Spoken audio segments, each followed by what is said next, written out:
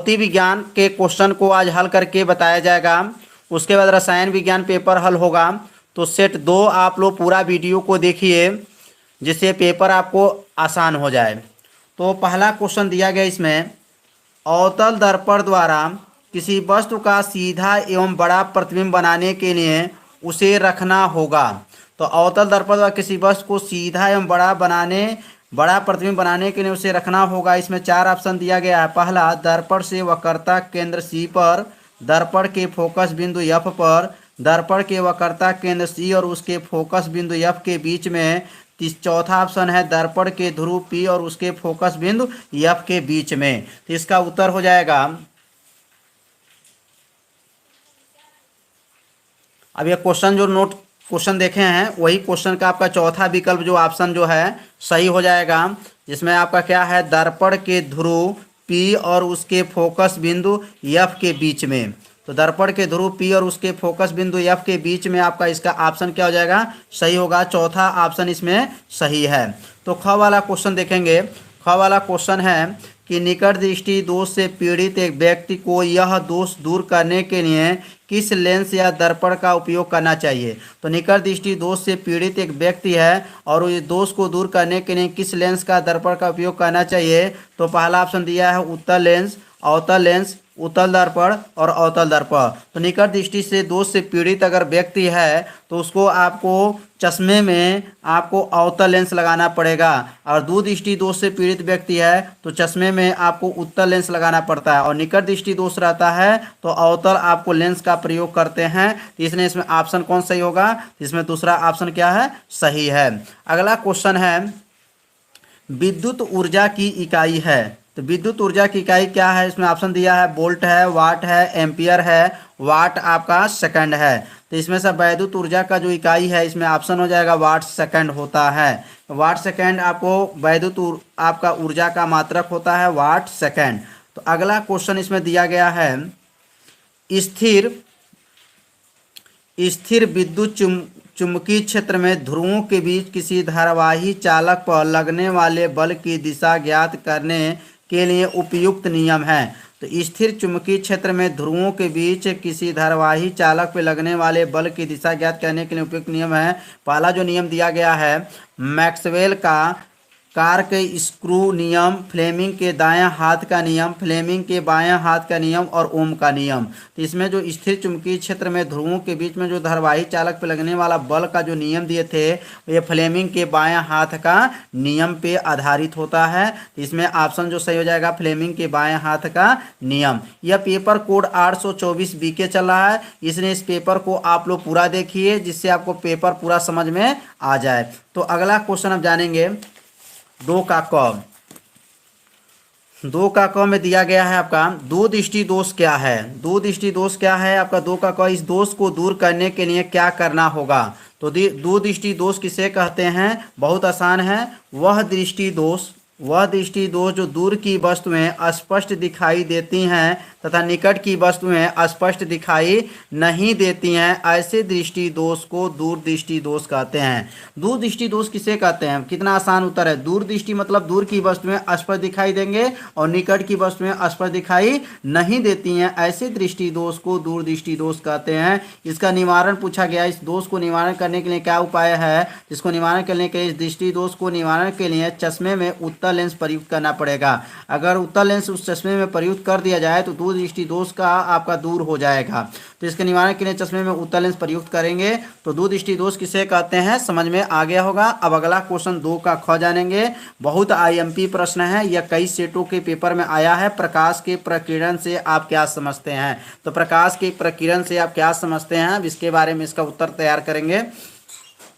जब प्रकाश किसी ऐसे माध्यम से गुजरता है जिसमें धूल या धुएं आदि के सूक्ष्म कण होते हैं तो इन कणों के द्वारा प्रकाश सभी दिशाओं में फैल जाता है। प्रकाश का कणों द्वारा विसरण प्रकाश का परिकरण कहलाता है। तो प्रकाश के प्रकीर्णन से आप क्या समझते हैं, जब प्रकाश जो होते हैं किसी माध्यम में गुजरता है जिसमें धूल या धुएं आदि सूक्ष्म कण होते हैं, इन कणों के द्वारा प्रकाश सभी दिशाओं में कहते हैं फैल जाते हैं। प्रकाश के कणों द्वारा विसरण प्रकाश का ही प्रकीर्णन कहलाता है। तो समझ में आ गया होगा प्रकाश का प्रकीर्णन। तो अगला क्वेश्चन आप जानकारी रखेंगे यहाँ पर 2 का आपका घ, 2 का घ क्वेश्चन जानेंगे कि 2 का घ क्वेश्चन क्या है। तो 2 का घ क्वेश्चन दिया गया है, 2 का ग आपका है कांच का अपवर्तनांक जो है 1.5। अब यहाँ पे कांच का अपवर्तनांक 1.5 है। वाई में प्रकाश की चाल 3×10⁸ मीटर प्रति सेकंड है। कांच में प्रकाश का चाल ज्ञात कीजिए। तो यहाँ कांच का जो अपवर्तनांक दिया है 1.5 है और यहाँ लिखा है वाई में प्रकाश की चाल कितना है, तो 3×10⁸ मीटर पर सेकंड है। कांच में प्रकाश की चाल की गणना करना है। तो यहाँ कांच का जो अपवर्तनांक है n बराबर 1.5 लिखेंगे। n का मतलब अपवर्तनांक होता है, c का मतलब प्रकाश का चाल। प्रकाश का चाल कितना होता है 3×10⁸ मीटर प्रति सेकंड है। अपवर्तनांक का सूत्र होता है n बराबर c/v। अपवर्तनांक का मान भरेंगे 1.5 अब बराबर आपको हो जाएगा c का मान 3×10⁸ हो गया बटा आपका v हो गया। v को 1.5 के पास कर देंगे, 1.5 को नीचे कर देंगे। अब v बराबर 3×10⁸ बटा 1.5। अब 1.5 से 3 में भाग करेंगे तो v बराबर आपका आ जाएगा 2×10⁸ मीटर प्रति सेकंड। तो यहाँ पे जो हमारा प्रकाश कांच में प्रकाश का चाल कितना हुआ, तो कांच में प्रकाश का चाल आपका 2×10⁸ मीटर प्रति सेकंड। अब अगला क्वेश्चन जानेंगे आपका 3 का आपका क, 3 का क के बारे में जानकारी रखेंगे। 3 का क क्वेश्चन क्या है, तो 3 का क क्वेश्चन जो दिया गया है ये आपका 3 का यहाँ पे लिख देंगे। 3 का आपका क क्वेश्चन, 3 का क क्वेश्चन को ध्यान से चित्र को देख लेंगे और इस चित्र से ही आपको सवाल को लगाना है। लिखा है आपका निम्न चित्र में प्रतिरोधक R1 बराबर 15 ओम, R2 बराबर 10 ओम और R3 बराबर 30 ओम, R4 बराबर आपका 5 ओम और R5 बराबर 20 ओम एवं बैटरी लिखा 18 वोल्ट है। इस परिपथ में कुल प्रतिरोध एवं वैद्युत धारा की गणना कीजिए। इसमें आपको जो परिपथ बना है इस परिपथ में आपको वैद्युत धारा की गणना करना है। तो इस परिपथ को देख लीजिए। यदि आपके पास पेपर हो तो समझिए पेपर क्वेश्चन को भी मिलान करते चलिए, जिससे आपको पूरा क्या हो जाएगा समझ में आ जाएगा। तो 3 का जो क क्वेश्चन है इस परिपथ में पूछा जा रहा है वैद्युत धारा की गणना करना है। तो पहले इस परिपथ में यहाँ R1 R2 R3 जो देख रहे हैं, R1 R2 R3 जो है यह आपका समांतर क्रम में है।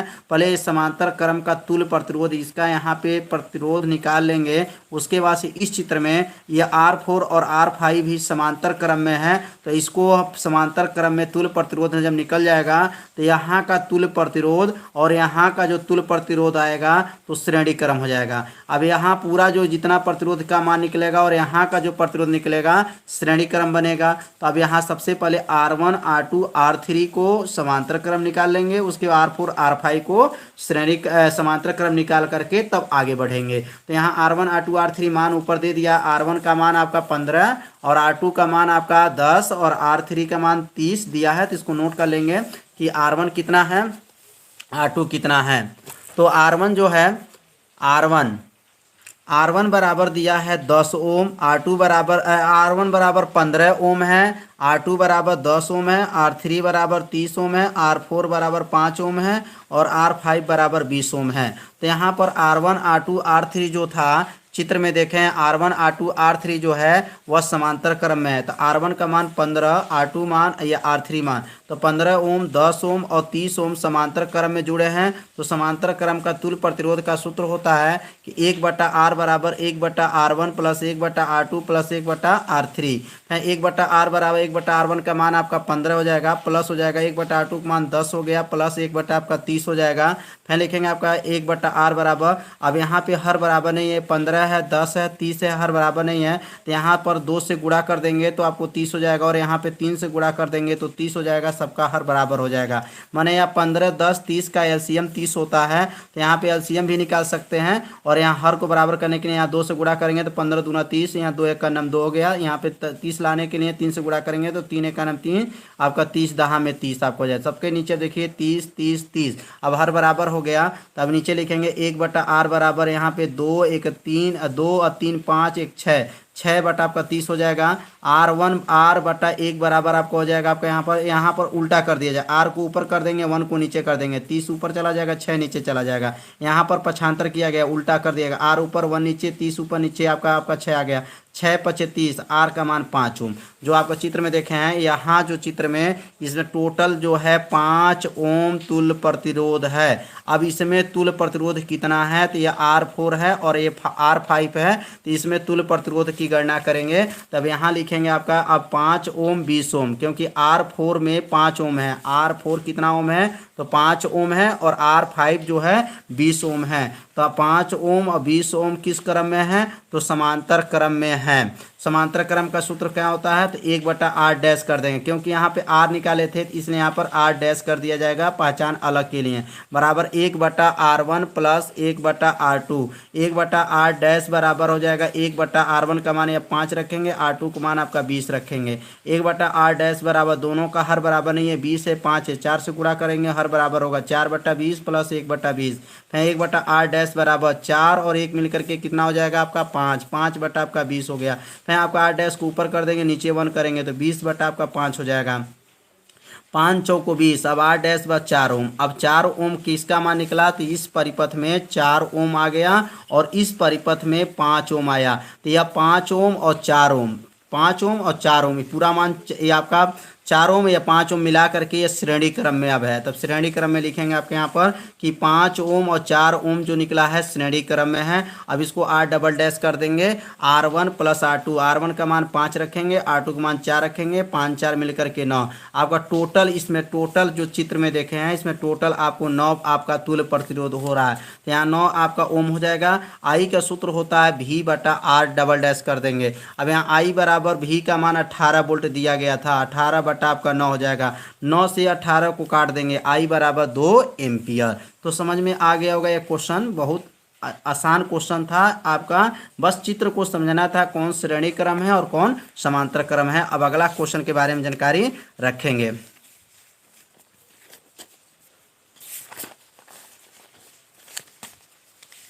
अब यहाँ पर जो क्वेश्चन है 3 का क का जो है अथवा, 3 का क का जो अथवा क्वेश्चन दिया गया है। दो वैद्युत लैंप जिनके अनुमानतांक जो है, अनुमानतांक मान जो दिया गया है 100 वाट 220 वोल्ट एवं 200 वाट 220 वोल्ट के समांतर क्रम में संयोजित है। यदि मेंस की विद्युत आपूर्ति 220 वोल्ट है तो विद्युत मेंस में बहने वाली वैद्युत धारा की गणना कीजिए। इसमें वैद्युत धारा की गणना करना है, बहुत आसान क्वेश्चन है। तो ये दो वैद्युत लैंप है और उसमें आपका एक 100 वाट का है और एक 200 वाट का है और वोल्टेज 220 वोल्ट दिया गया है। तो यहाँ लिखेंगे आपका सबसे पहले V बराबर 220 वोल्ट लिख देंगे और यहाँ जो शक्ति है आपका पावर है, दोनों पावर को जोड़ लेंगे। एक 100 वाट दिया है और एक आपका 200 वाट दिया, तो 100 वाट प्लस 200 वाट मिलकर के कितना वाट हो जाएगा, तो 300 वाट हो गया। यह 300 वाट है आपका।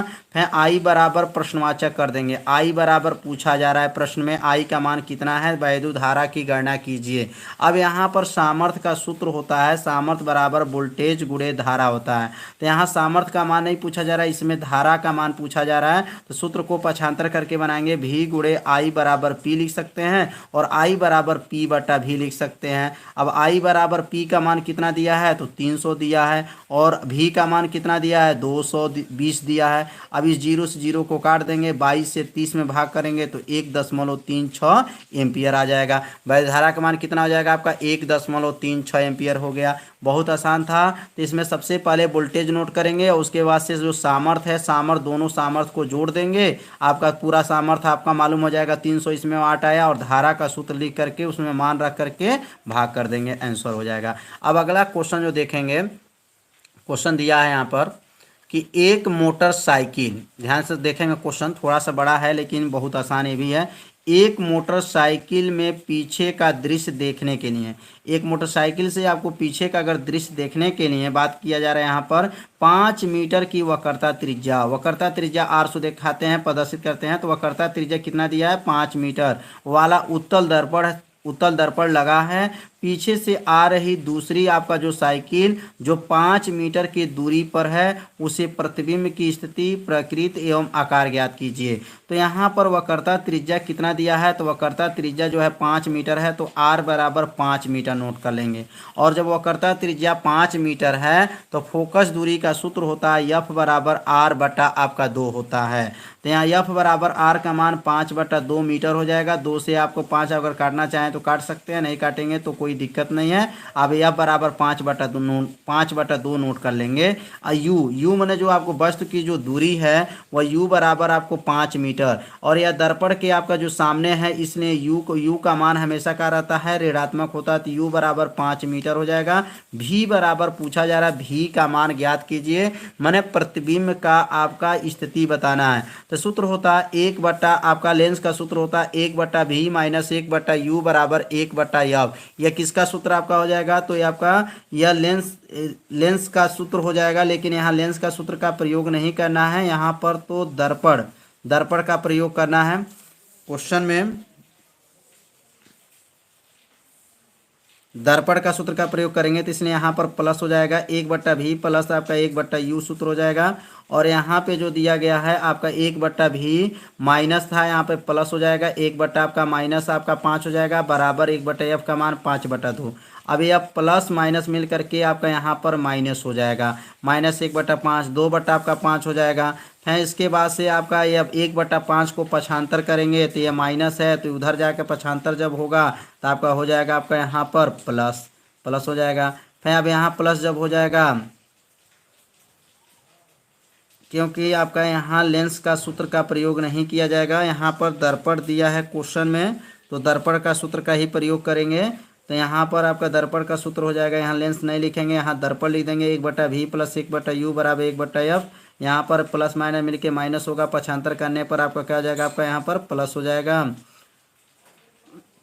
माइनस है, पक्षांतर करने पर आपका प्लस होगा। फिर आपका 2 और 1 मिल करके आपका 3 हो जाएगा, आपका 3/5 हो जाएगा। उल्टा कर देंगे यहाँ पर, तो v का मान 5/3 हो जाएगा। v का मान कितना हो जाएगा, 5/3 मीटर। तो इसमें आपको बताना है प्रकृति और आकार ज्ञात करना है। तो r बराबर 5 मीटर दिया गया था, f बराबर r/2, और f का सूत्र होता है आपका कि वक्रता त्रिज्या बटा 2 हो जाएगा। u का मान -5 मीटर है, v प्रश्नवाचक है, 1/v प्लस 1/u बराबर 1/f आपका हो जाएगा। यहाँ पे 1/v प्लस आपका था, तो यहाँ पर आपका माइनस होने की वजह से माइनस हो गया। ये माइनस को पक्षांतर करेंगे तो प्लस होगा। 5 दूना आपका दोनों का हर आपस में क्या है, बराबर है, तो 2 और 1 मिल करके आपको 3 हो जाएगा। 3/5 हो गया, आपको उल्टा कर देंगे 5/3 मीटर होगा। तो अब अगला क्वेश्चन इसमें जानेंगे। भी का मान जो निकला है, भी का मान कितना निकला है, तो 5/3 आपका। अभी भी का मान जो देखें नोट किए हैं, भी का मान कितना आया है, तो भी का मान 5/3 निकला भी का मान। अब ये भी का मान जो है, अब यहाँ नोट करेंगे आवर्धन क्षमता। आवर्धन क्षमता का सूत्र होता है m बराबर -v/u। m बराबर माइनस उतर गया, भी का मान जो निकला है 5/3 बटा आपका हो जाएगा u का मान -5 था। फिर माइनस से माइनस को काट देंगे और यह 5 जो है 3 के पास जाएगा, तो 5/3 गुणे 5 होगा। 5 से 5 को डिवाइड करेंगे 1/3। तो इसमें आवर्धन कितना आ गया, तो आवर्धन आपका 1/3 हो गया। तब यहाँ क्या बनेगा, आपका प्रतिबिंब जो होगा आभासी तथा वस्तु की लंबाई का क्या होगा, 1/3 होगा। 1/3 है इसलिए आपका जो होगा तिहाई होगा। प्रतिबिंब आभासी तथा वस्तु के लंबाई का क्या होगा, 1/3 होगा। तो समझ में आ गया होगा क्वेश्चन। अब यहाँ पढ़ेंगे अगला क्वेश्चन है जो 3 का ख जो अथवा है, एक अवतल लेंस है। ध्यान देना है, ये लेंस है आपका, एक अवतल लेंस आपको दिया है। एक अवतल लेंस से आपका दूरी जो दिया है 15 सेमी, लेंस से 30 सेमी दूर रखी वस्तु का प्रतिबिंब कहाँ बनेगा, लेंस द्वारा उत्पन्न आवर्धन क्षमता की भी गणना कीजिए। अभी इसके ऊपर जो क्वेश्चन पढ़े हैं वो दर्पण का क्वेश्चन था, अब यह आपका लेंस का क्वेश्चन है। तो f बराबर -15 सेमी, क्योंकि ये अवतल लेंस है इसलिए माइनस रहेगा। माइनस एफ बराबर 15 सेमी है, यू बराबर -30 सेमी है, भी बराबर प्रश्नवाचक है और एम बराबर प्रश्नवाचक है। यहाँ पे 2 क्वेश्चन पूछा जा रहा है। अब लेंस का सूत्र क्या होता है, अब 1/v माइनस 1/u बराबर 1/f होता है। 1/v उतर जाएगा, फिर से लिखेंगे माइनस उतर जाएगा आपका, फिर यू का मान कितना दिया है, तो यू का मान -30 था, माइनस माइनस मिल करके प्लस हो जाएगा और एफ का मान -15 है। यह -15 जो देख रहे हैं माइनस को ऊपर कर देंगे, -1/15 हो जाएगा। समझ में आ रहा होगा, बहुत आसान है। फिर आपका प्लस को पक्षांतर करेंगे तो क्या बनेगा, -1/30 हो जाएगा। अब यहाँ पे दोनों का हर बराबर नहीं है। अब यह 15 है, क से गुणा कर देंगे कि तो हर बराबर हो जाएगा। तो अब 2 से गुणा करेंगे तो आपको हर बराबर हो जाएगा। तो 2 एक अन्नम आपका 2 हो जाएगा और यहाँ पे 15 दूना आपका 30 हो गया। दोनों का हर आपस में क्या हो गया, बराबर हो गया। -2 -1 मिलकर के -3/30 हो जाएगा।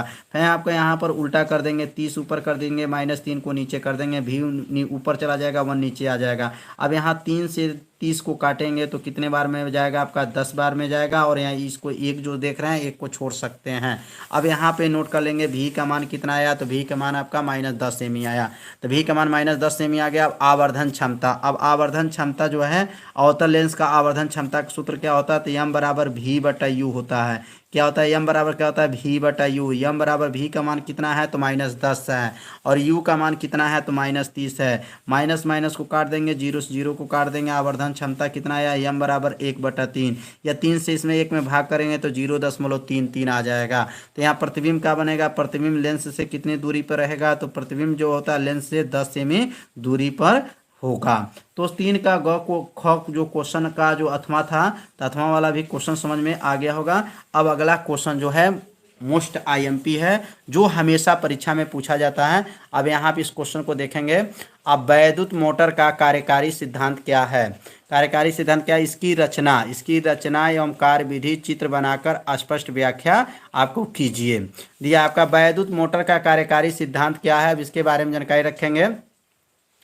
तो वैद्युत मोटर एक ऐसी युक्ति है, वैद्युत मोटर एक ऐसी युक्ति है जिसके द्वारा वैद्युत ऊर्जा को किस ऊर्जा में, यांत्रिक ऊर्जा में बदला जाता है। वैद्युत मोटर जो होते हैं वह ऐसी युक्ति है जिसके द्वारा किस ऊर्जा में, वैद्युत ऊर्जा को यांत्रिक ऊर्जा में बदला जाता है। कई बार यहाँ पर छोटा सा क्वेश्चन विकल्प में पूछा जाता है कि वैद्युत मोटर किस सिद्धांत पे कार्य करता है, तो वैद्युत मोटर जो होता है विद्युत ऊर्जा को यांत्रिक ऊर्जा में क्या करता है, बदला जाता है। और इसकी रचना क्या है, वैद्युत मोटर में 4 भाग होते हैं। याद रखेंगे वैद्युत मोटर में कितने भाग होते हैं, तो वैद्युत मोटर में जो होते हैं 4 भाग होते हैं। यह वैद्युत मोटर का चित्र को देख लीजिए। वैद्युत मोटर में कितने भाग हैं, पहला भाग जो बताया गया क्षेत्र चुंबक है, दूसरा आर्मेचर है, तीसरा जो है विभक्त वलय होता है और चौथा जो होता है ब्रुश होता है।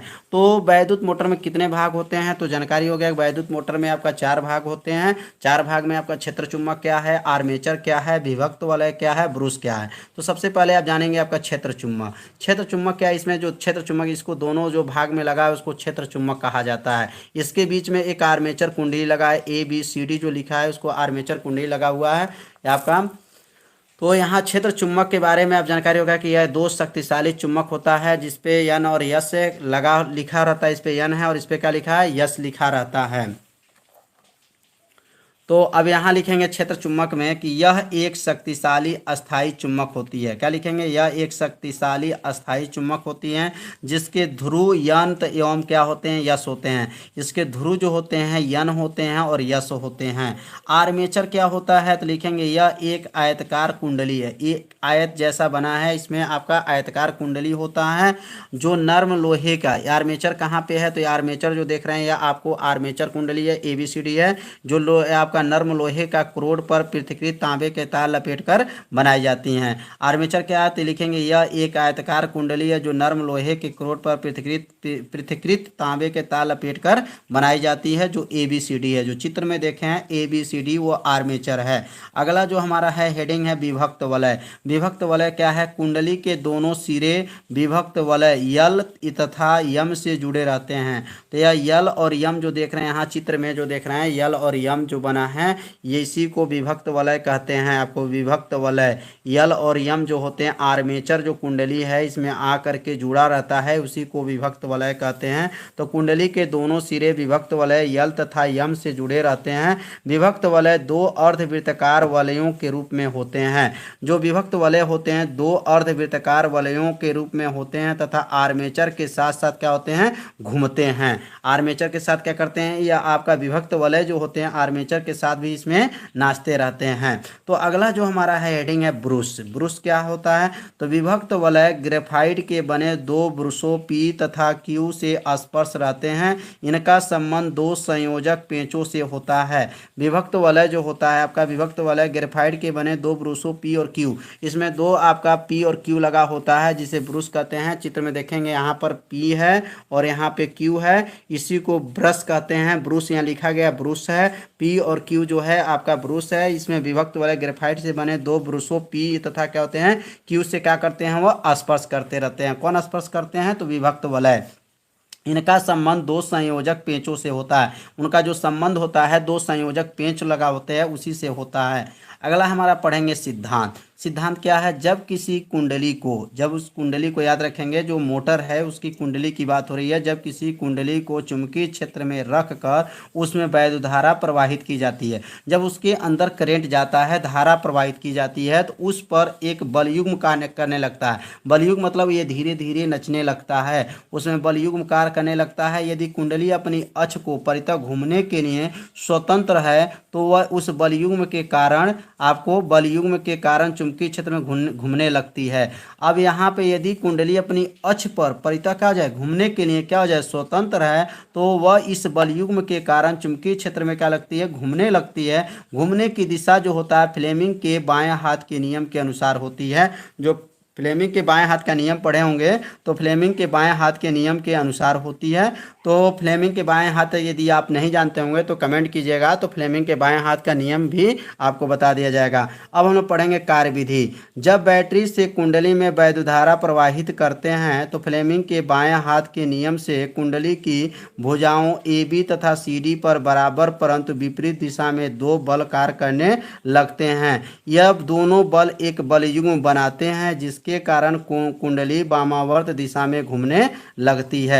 जब बैटरी से इसमें आपको कुंडली में धारा प्रवाहित करते हैं तो फ्लेमिंग के बाएं हाथ के नियम से कुंडली भुजाएं क्या होते हैं, ए बी तथा उसमें जो सी डी है वह बराबर परंतु विपरीत दिशा में दो बल कार्य करने लगते हैं और यह बल एक बलयुग्म बनाते हैं जिसके कारण कुंडली वामावर्त दिशा में घूमने लगती हैं। तो यह वैद्युत मोटर क्वेश्चन था, समाप्त हो गया।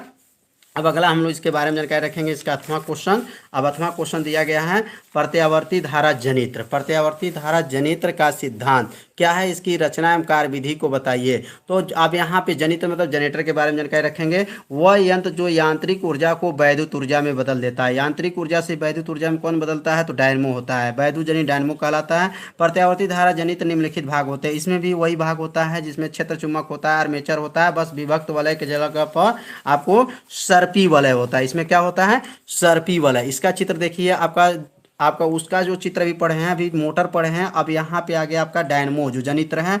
इसमें क्षेत्र चुंबक होता है, आर्मेचर, बस सर्पी वलय के जगह पे वहाँ पे विभक्त वलय पढ़े थे, अब यहाँ पे सर्पी वलय पढ़ेंगे। ब्रूस क्षेत्र चुंबक, उसमें जो उत्तर लिखा गया है वही उत्तर इसमें लिखना है। क्षेत्र चुंबक, इसमें दो शक्तिशाली चुंबक लगा होता है जिस पर क्या लिखा होता है, यन तथा यस लिखा होता है। इसमें कितने शक्तिशाली चुंबक लगा है, तो इसमें दो शक्तिशाली चुंबक लगा है जिसपे एन और एस लिखा है। आर्मेचर, यह एक आयतकार कुंडली ABCD होती है जो कच्चे लोहे के क्रोड पर पृथ्वी तांबे के तार लपेटकर बनाई जाती है। जो आर्मेचर कुंडली होती है आपका एक कच्चे लोहे का बना होता है और इसमें तांबे के तार लपेटकर बनाई जाती है। सर्पी वलय क्या होता है, कुंडली पे लपटे तार के, याद रखिए, कुंडली पर लिपटे तार के दोनों सिरे धातु के दो छल्ले S1 एवं S2 से जुड़े रहते हैं। यहाँ पे देखेंगे S1 और यहाँ पर S1 और यस आपका यस डैश और यस भी लिख सकते हैं। आपका यहाँ पे दो आपका छल्ले से इसमें जुड़े हैं, यस और कौन है आपका यस डैश, तो आप S1 भी लिख सकते हैं और इसको S2 भी लिखा जा सकता है, जुड़े रहते हैं और आर्मेचर के साथ वो क्या रहते हैं, घूमते रहते हैं। अब यहाँ पे अगला हम लोग पढ़ेंगे आपका ब्रूस। सर्पी वलय S1 तथा S2 सदैव तांबे के बनी दो पत्तियों बी तथा बी डैश को क्या करते हैं, स्पर्श करते हैं। अब यहाँ चित्र में देखेंगे बी आपका बी और यहाँ बी डैश को क्या कर रहे हैं, स्पर्श स्पर्श करते हैं। इसमें आपका जब ये नचता है तो इसमें स्पर्श करते रहते हैं ब्रश जो होते हैं ब्रूस। अब सिद्धांत क्या है, जब किसी बंद कुंडली में किसी शक्तिशाली चुंबकीय क्षेत्र में तेजी से घुमाई जाती है तो उसमें से होकर गुजरने वाला चुंबकीय फ्लक्स में लगातार परिवर्तन होता रहता है। जब आपका जो जनित्र को जब उसके आर्मेचर कुंडली जब इसके अंदर घूमती है तो उसके अंदर जो है चुंबकीय फ्लक्स में लगातार परिवर्तन होने लगता है, जिसके कारण कुंडली में विद्युत वाहक बल एवं प्रेरित धारा प्रवाहित तो होने लगती है। और ये धारा तब तक बहती रहती है जब तक ये चुंबकीय फ्लक्स में परिवर्तन होता रहता है। चुंबकीय फ्लक्स में परिवर्तन का मतलब यह है कि उसके अंदर जो कुंडली नचेगा, जब जो जनित्र के अंदर जो आर्मेचर कुंडली है जो चुंबक के बीच में लगा है, जो जब तक नचेगा तब तक आपको धारा प्रवाहित होता रहता है। तो इसमें आपका 2 क्वेश्चन जनित्र भी दिया गया था और वैद्युत मोटर भी क्वेश्चन आया था। तो यह जो कोड जो चल रहा था 800 आपका जो है 824 बीके पेपर का कोड है। 824 बीके पेपर आपका कोड में भौतिक विज्ञान जो क्वेश्चन सभी क्वेश्चन आपको क्या हो गया, समाप्त हो गया। अब रसायन विज्ञान के क्वेश्चन जो है अगले भाग में पढ़ेंगे, तो अगले भाग वाले वीडियो को आप लोग पूरा देखिएगा। यदि आप नए हो तो मेरे चैनल को सब्सक्राइब लाइक कीजिए। तब तक के लिए नमस्कार।